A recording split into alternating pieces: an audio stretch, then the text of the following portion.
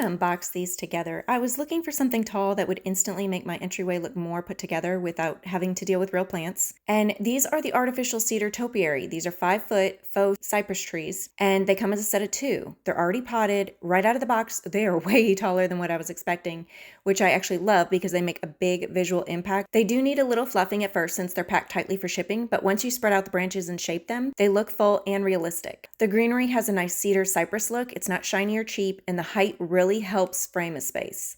I placed mine by the front door, but they've also worked great on a porch, patio, entryway, or even indoors if you have the ceiling height. They instantly make the area feel more finished and balanced, especially when used as a pair. I also like that they're already in the pot, so you can use them as is or drop them into a larger decorative planter if you want a more custom look. You don't have to worry about watering, no shedding, no maintenance, no worrying about if they're getting enough sun, no dead branches. Just set them where you want them and you're done.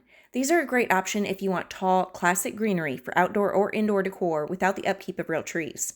Once fluffed and styled, really make a space feel elevated and welcoming. Overall, if you want an easy way to add height and greenery to your home decor, these do the job really well.